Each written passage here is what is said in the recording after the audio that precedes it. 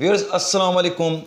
Welcome in 2021. This is Abdul Basit Jakwani and you are watching channel Real Estate with ABJ.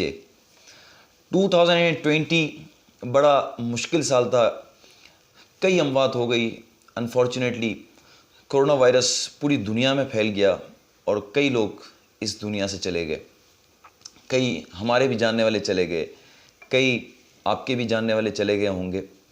2020 तो गुज़र गया, जो इस दुनिया से चले गए। हम सबसे पहले तो इस नए साल की शुरुआत में पहली वीडियो में पहले तो हम उनके लिए दुआ करते हैं कि अल्लाह पाक उनकी मग़फ़िरत फ़रमाए, और हम होप करते हैं और अल्लाह ताला से दुआ करते हैं कि 2021 पूरी दुनिया के लिए अच्छा हो और अमन और सुकून हो पूरी दुनिया में, और कोविड जैसी बीमारी हमसे दूर हो जाए। व्यूअर्स, मेरा आज का टॉपिक बड़ा ही इंटरेस्टिंग टॉपिक है। प्रॉपर्टी की बाइंग सेलिंग करते हुए शायद आपने सुना होगा कि एफबीआर की इतनी वैल्यू है, अनऑफिशियल इतना अमाउंट बनता है, इतने पर आपको टैक्स पे करना है। तो आज का हमारा टॉपिक इस पर बेस्ड करेगा और ये वीडियो आपके लिए काफ़ी हेल्पफुल साबित होगी। अगर आपने कहीं ट्रांजिशन पहले की होगी पाकिस्तान में तो आप इस एक्सरसाइज से गुजर चुके होंगे, बट अगर आपकी कोई डील अंडर प्रोसेस होगी या अगर आप आगे कहीं इन्वेस्टमेंट करेंगे तो आपके सामने ये एक्सरसाइज ज़रूर आएगी। पाकिस्तान में तो कई लोग इन चीज़ों को जानते हैं, लेकिन चूँकि मेरे कई फॉलोअर्स जो है वो ओवरसीज़ पाकिस्तानी हैं तो उन्हें कई चीज़ों का इस वक्त नहीं पता। तो मैं चाह रहा हूँ कि ये टॉपिक आपके सामने ज़रूर डिस्कस किया जाए। इन फ्यूचर आप मुझसे डील करते हैं, कहीं भी डील करते हैं, चाहे डिफेंस डीएचए सिटी में डील करते हों या इससे अलावा कहीं भी आप डील करते हो, तो ये एक्सरसाइज आपके सामने आएगी। तो ये वीडियो ब्रोकर्स के लिए भी काफ़ी हेल्पफुल साबित होगी, क्योंकि कई ब्रोकर्स डिस्टर्ब रहते हैं, कई उनके क्लाइंट उनसे सवाल करते रहते हैं, बट कन्विंस करना बड़ा मुश्किल होता है चूँकि हमारे यहाँ की एक्सरसाइज इस तरह की है। तो आज हम ज़रा डिस्कस करने जा रहे हैं एफबीआर की ऑफिशियल वैल्यू, अनऑफिशियल वैल्यू ये क्या होती है, किस अमाउंट पर आपको टैक्स पे करना होता है। व्यूअर्स, स्टार्ट हम यहाँ से करते हैं कि फेडरल बोर्ड ऑफ रेवेन्यू क्या है और इसकी वैल्यू और मार्केट वैल्यू में डिफरेंस क्यों है। Federal board of revenue FBR Pakistan का एक इदारा है जो प्रॉपर्टी की बाइंग सेलिंग पर जो ट्रांजैक्शन होती है उसके ऊपर नज़र रखता है और उसके ऊपर टैक्स की कलेक्शन करता है। एफबीआर ने पूरे पाकिस्तान में हर जगह की वैल्यू डिसाइड की हुई है, यानी आप जब भी प्रॉपर्टी की बाइंग और सेलिंग करते हैं तो जो फेडरल बोर्ड ऑफ रेवेन्यू की फिक्स्ड जो वैल्यू बनी हुई है प्रॉपर्टी की, उसके ऊपर आपको टैक्स पे करना पड़ता है। पूरे पाकिस्तान में इसी तरह है, लेकिन मैं कराची में डिफेंस और डीएचए सिटी को बेस बनाऊंगा। डीएचए में जो इस वक्त जो फेडरल बोर्ड ऑफ रेवेन्यू की ओपन प्लॉट पर एफबीआर की वैल्यू है वो 65,000 रुपीज़ पर स्क्वायर यार्ड है। मैं अगर पास्ट में चला जाऊं, आप कोई भी प्रॉपर्टी लेते थे आपको अपनी इनकम शो नहीं करनी पड़ती थी। ये वाइट मनी और ये ब्लैक मनी का कोई चक्कर नहीं था। आप प्रॉपर्टी बाय करते थे, टैक्सेस पे करते थे, एडवांस टैक्स पे करते थे, सीवीटी पे करते थे, दीगर टैक्सेस पे करते थे और आप प्रॉपर्टी बाय कर लेते थे।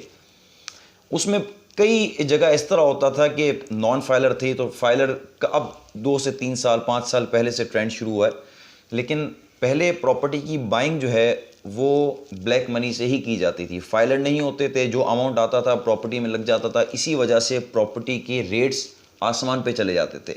जिसके पास जो इनकम आती थी, किसी के पास 10 लाख रुपए हैं, किसी के पास 10 करोड़ रुपए हैं, किसी के पास बिलियन है, तो वो अमाउंट प्रॉपर्टी में पार्क हो जाता था।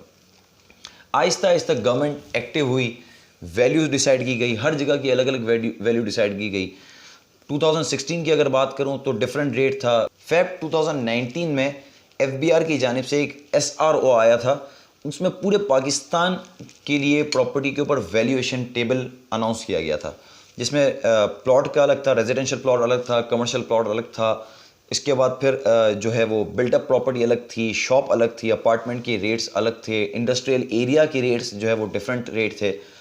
वो ये था कि अगर एक जगह की प्रॉपर्टी की वैल्यू आज मार्केट वैल्यू 1 करोड़ रुपए है, लेकिन एफबीआर ने टैक्स की कलेक्शन की वजह से कि प्रेशर ना पड़े, और चूँकि लोग यूज्ड टू नहीं थे, फाइलर भी नहीं थे, तो आहिस्ता आहिस्ता फाइलर लाने की कोशिश की गई, फाइलर बनाने की कोशिश की गई, इसमें एमनेस्टी दी गई। तो एफबीआर ने वैल्यू डिसाइड कर दी। अब कहीं मार्केट वैल्यू 1 करोड़ रुपए थी किसी प्रॉपर्टी की, तो एफबीआर ने डिसाइड कर दिया कि 30 लाख रुपए एज पर एफबीआर वैल्यू है, तो अगर आप टैक्स पे करेंगे तो 1% आपको टैक्स पे करना है, फाइलर को, नॉन फाइलर को इतना पे करना है और आप प्रॉपर्टी ले लें। और इसके अलावा जो अमाउंट है उसके हवाले से आप ऑफिशियल शो नहीं करते थे। यानी कि चूँकि शुरू में ही प्रैक्टिस यही रही थी कि आप जब आपकी कोई भी इनकम होती थी, कहीं से भी इनकम होती थी, आप इसको जो है वो शो नहीं करते थे और रिटर्न जमा नहीं करवाते थे। फाइलर का कोई कॉन्सेप्ट नहीं था। ये फिर 2016 से फाइलर का आहिस्ता आहिस्ता कॉन्सेप्ट शुरू हुआ। 2018 में फिर एफबीआर चूँकि एक्टिव हो गया तो फाइलर का कॉन्सेप्ट बहुत ज़्यादा बढ़ गया, तेज़ी से फाइलर आना शुरू हो गए, एमनेस्टी जैसा मैंने बताया एमनेस्टी आना शुरू हुई, तो हर जगह की वैल्यू डिसाइड हो गई। अब एफबीआर की जो ऑफिशियल वैल्यू है आज भी बाइंग और सेलिंग उसी रेट पर होती है। अच्छा, अब 2018 की अगर मैं बात करता हूं, जो मैंने आपको बताया कि एसआरओ आया था, उसमें डीएचए की जो ऑफिशियल वैल्यू थी वो 42,000 रुपीज़ पर स्क्वायर यार्ड थी रेजिडेंशियल ओपन प्लॉट की। और अगर कमर्शियल प्रॉपर्टी की बात करें तो 90,000 रुपीज़ पर स्क्वायर यार्ड थी, और रेजिडेंशियल बिल्टअप प्रॉपर्टी की बात करें तो 48,000 रुपीज़ पर स्क्वायर यार्ड थी। और डीएचए सिटी की बात करें तो 9,000 रुपीज़ पर square yard residential open plot की थी। कमर्शियल की बात कर लें तो 45,600 रुपीज़ थी, और रेजिडेंशियल बिल्टअप की बात कर लें तो 10,000 रुपीज़ एंड 58 रुपीज़ का ये अमाउंट बनता था ऑफिशियल। अच्छा, अब उस वक्त और आज के रेट में 2021 चल रहा है, तो एफबीआर की जो ऑफिशियल वैल्यू उसमें डिफरेंस आ गया। अच्छा, इस डिफरेंस को बताने से पहले मैं ये आपको बात बताऊं कि जब 2018 में ये वैल्यूएशन टेबल आया तो कई जगह प्रॉपर्टी के लिए रिस्ट्रिक्शंस इस तरह थी कि जो नॉन फाइलर है वो 5 मिलियन से नीचे की प्रॉपर्टी बाय कर सकता है।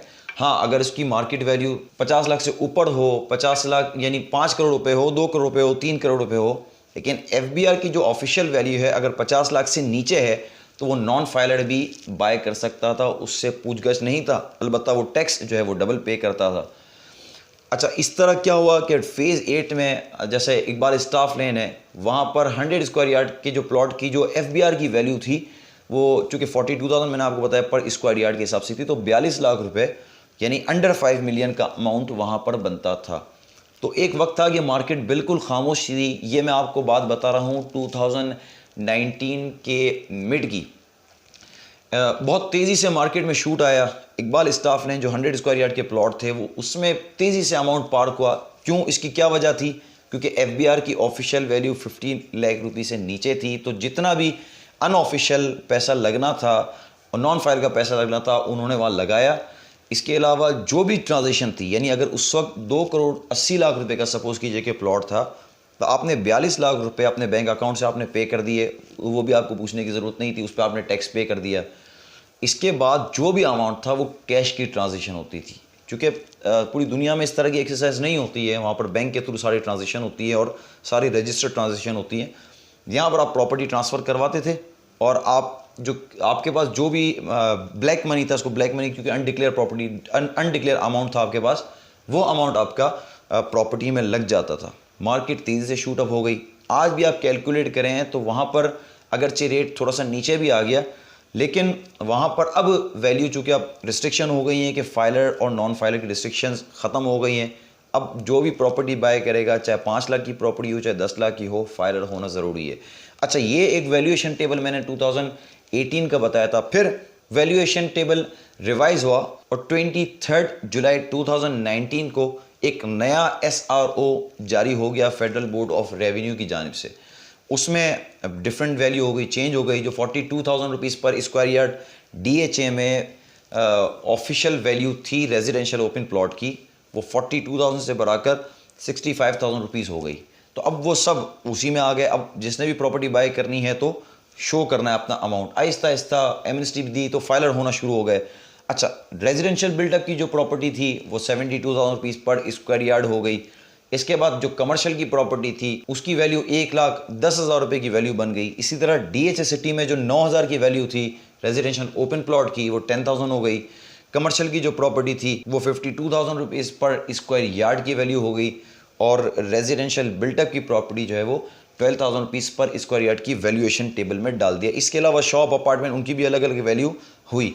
तो अब प्रॉब्लम क्या आता है, सबसे बड़ा प्रॉब्लम ये आता है कि जब अब आप प्रॉपर्टी की ट्रांजिशन करने जाते हैं, चाहे डिफेंस में करने जाते हैं, चाहे DHS में करने जाते हैं, यहाँ पर पाकिस्तान में तो एक्सरसाइज हैं, लोगों के पास डिक्लेयर अमाउंट कम है और अनडिक्लेयर अमाउंट वो कैश की सूरत में, प्राइस बॉन्ड की सूरत में लोगों के पास बहुत अमाउंट है।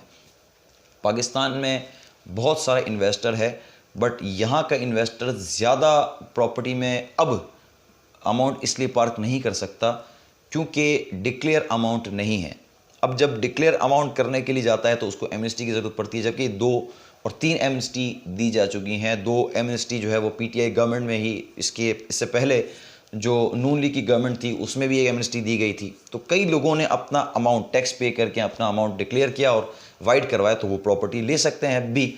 अब प्रॉब्लम सबसे बड़ा क्या आता है, प्रॉब्लम ये आता है कि जब ओवरसीज़ बायर मार्केट में आता है, वो अपना अमाउंट लेके आता है, तो चूंकि उसका सारा अमाउंट डिक्लेयर होता है, वो रेमिटेंस करता है, सारा अमाउंट शो होता है। अब अगर किसी प्रॉपर्टी की ऑफिशियल वैल्यू, डिफेंस फेज 8 से मैं एग्जांपल आपको दे देता हूँ कि किसी 500 गज की आज प्रॉपर्टी की वैल्यू है 3 करोड़ 25 लाख रुपए, यानी 3 करोड़ 25 लाख रुपए इसकी ऑफिशियल वैल्यू है और आज मार्केट वैल्यू उसकी 8 करोड़ रुपए, 8.5 करोड़ रुपए है। तो जो रिमेनिंग अमाउंट होता है, बायर ये कहता है कि वो तो सारा मैं डिक्लेयर करूंगा, वो तो सारा मैं शो करूंगा कि मैंने इतने में प्रॉपर्टी ली, वो टैक्स पे करने को भी तैयार होता है। बट सेलर अगर वो 4 साल से पहले प्रॉपर्टी बेच रहा होता है तो वो इसमें खुश नहीं होता। वो चाहता है कि मैं ऑफिशियल अमाउंट लूँ, उसी के ऊपर कैपिटल गेन टैक्स का रेशो जमा कराऊँ, टैक्स जमा कराऊँ और सारा अमाउंट कैश की सूरत में ले लूँ। या फिर वो पे ऑर्डर किसी XYZ के नाम पे बनाता है, इसके नाम पे, उसके नाम पे बनाता है। हाँ, अगर 4 साल के बाद प्रॉपर्टी बेचता है तो वो इस बात पे खुश होता है कि मुझे सारा अमाउंट ऑफिशियल मिले और सारा अमाउंट वाइट मिले, यानी 4 साल के उसके ऊपर कैपिटल गेन टैक्स अप्लाई नहीं हो रहा, तो वो उस पूरा अमाउंट वाइट लेने में खुश होता है। अब सबसे बड़ा ये प्रॉब्लम तो इस तरह आ गया कि अगर 4 साल से पहले आपने प्रॉपर्टी बेची तो ओवरसीज़ के लिए प्रॉब्लम आ रहा है। लेकिन पाकिस्तान का जो बायर, यहाँ का जो बायर होता है, चूँकि डिक्लेयर अमाउंट इतना है नहीं, अगर डिक्लेयर अमाउंट है भी तो वो टैक्स पे करने से डर रहा होता है, क्योंकि अगर वो 3 करोड़ 25 लाख रुपए की अमाउंट पर देगा, प्रॉपर्टी लेगा, 3,25,000 इसको एडवांस टैक्स पे करना है। बट अगर प्रॉपर्टी फुल ऑफिशियल अमाउंट पे लेता है, अगर 8 या 8.5 करोड़ रुपए की प्रॉपर्टी लेता है, तो उसको 8 या 8.5 करोड़ रुपए पर 1% 8 8.5 लाख रुपए टैक्स भी पे करना है और सारा अमाउंट वाइट शो करना है। अब फिर क्या है, चलें कोई बैंकर है या कोई ऐसी कंपनी में है कि जिसका अमाउंट डिक्लेयर है, उसने प्रॉपर्टी ले ली। अब जब वो प्रॉपर्टी बेचने के लिए जाता है तो उसको फिर इतना बड़ा अमाउंट नहीं मिलता। तो अनफॉर्चुनेटली होता ही है कि जो अपना वाइट अमाउंट लाता है, वो जब सेल करने के लिए जाता है तो उसको अनडिक्लेयर अमाउंट सामने शो हो रहा होता है। वो पे ऑर्डर बायर, अगला बायर होता है, वो पे ऑर्डर नहीं बनाता। और कई बार इस तरह होता है कि डिफेंस में जो ट्रांजेक्शन वगैरह होती है, DHA ऑफिस में लोग कैश के बंडल्स लेके खड़े होते हैं जो कि अनसिक्योर भी है, और गवर्नमेंट ने बीच में चाहा था कि सारा अमाउंट जो है वो जो ऑफिशियल अमाउंट है वही मार्केट वैल्यू भी हो जाए, बट अनफॉर्चुनेटली नहीं हो सका क्योंकि अभी हम प्रैक्टिस में नहीं है, आहिस्ता आहिस्ता यूज टू हो जाएंगे। ये वजह थी जिसकी वजह से मार्केट 2018, 2019, 2020 में काफ़ी पैनिक का शिकार रही। फिर 2020 के मिड में मार्केट में थोड़ी सी इंप्रूवमेंट आई, चूँकि ये लोग यूज टू होना शुरू हो गए, ओवरसीज़ भी बाइंग आई, तो इस तरह मार्केट की वैल्यू बढ़ना शुरू हो गई। फिर 2020 के हाफ में एक अच्छा डिसीजन गवर्नमेंट की तरफ से ये आया था कि कैपिटल वैल्यू टैक्स एग्जाम्प्ट कर दिया था। क्योंकि यहाँ पर भी एक इशू ये आता है कि अब तो चूँकि कैपिटल वैल्यू टैक्स एग्जाम्प्ट कर दिया तो प्रॉपर्टी जो ओपन प्लॉट है उसके ऊपर CVT नहीं लगता है, लेकिन जो CVT लोग पे करते थे वो FBR की वैल्यू से नहीं करते थे, प्रोविजनल गवर्नमेंट की वैल्यू से करते थे। अब ये दोनों वैल्यू में डिफरेंस था। जो FBR वैल्यू 2018 में थी वो बढ़ के 65,000 हो गई, और जो CVT के जो अमाउंट था, यानी कि प्रोविजनल गवर्नमेंट का जो अमाउंट बनता था, वो 42,000 रुपये ऑफिशियल वैल्यू हो गई, यानी उस पर आप CVT पे करते थे जो 1.5% थी, जो एग्जाम्प्ट हो गई, जिसकी वजह से मार्केट में इम्प्रूवमेंट भी आई। ये सारी कन्फ्यूजन्स बायर सेलर के बीच में रहती है। इतना हम ऑफिशियल नहीं देंगे, इतना हम ऑफिशियल देंगे, इतना हम कैश नहीं देंगे, इतने हम पे ऑर्डर नहीं बनाएंगे, हम इतने पे ऑर्डर बनाएंगे। ये सारे इश्यूज़ आपके सामने भी आ सकते हैं। आज ये पॉइंट डिस्कस करने का मकसद ये था कि आपकी नॉलेज में होना चाहिए, जब भी आप ट्रांजिशन करें, चाहे सेलिंग की तरफ जाएं, चाहे बाइंग की तरफ जाएं, तो अपने ब्रोकर से ये डिस्कस कर लें क्या आया मुझे प्रॉपर्टी वाइट में लेनी है अब मेरे पास डिक्लेयर अमाउंट इतना है या अब अनऑफिशियल अमाउंट इतना है, तो अब मैं क्या करूं, किस तरह करूं, उससे सजेशन लेते जाएं। क्योंकि at the time of making पे ऑर्डर, जब आप पे ऑर्डर बनाने के लिए जा रहे होते हैं तो ये इशू आपके सामने आते हैं और उस वक्त बहुत सारे कोलैप्स आते हैं, बहुत सारे फटे भी होते हैं कि नहीं हम इस तरह पेमेंट नहीं बनाएंगे, इस तरह पेमेंट नहीं बनाएंगे। अनफॉर्चुनेटली कहीं ना कहीं आपको सेक्रीफाइस करना होता है, कहीं ना कहीं बायर सेलर दोनों शेक हैंड करके अपने आप को इशू रिजॉल्व कर लेते हैं, बट कई जगह फंस भी जाते हैं। एनीवेज, ये टॉपिक था आज का। जो डिस्कशन हुई है उसमें कोई भी कन्फ्यूजन हो, कोई बात आपने पूछनी हो, कोई बात मिसिंग रह गई हो, तो कमेंट में आप ज़रूर लिखिएगा। मेरा व्हाट्सएप नंबर भी इसमें शो हो रहा है, तो आप वहाँ पर भी मैसेज करके पूछ सकते हैं। इस वीडियो के एंड में हम एक बार फिर दुआ करते हैं कि अल्लाह पाक हमारे मुल्क के लिए अच्छा करे। 2021 आपके लिए, मेरे लिए और हम तमाम मुसलमानों के लिए एक अच्छा साल साबित हो और कोविड जैसी ख़तरनाक बीमारी से हमारी जान छूट जाए। और जो इस कोविड के हालत में इंतकाल कर गए हैं, अल्लाह पाक उन तमाम की मग़फ़िरत फ़रमाए। इंशाअल्लाह हम नेक्स्ट वीडियो में फिर मिलते हैं। अपना बहुत ख्याल रखिएगा। चैनल को सब्सक्राइब ज़रूर कीजिएगा। अल्लाह हाफ़िज़।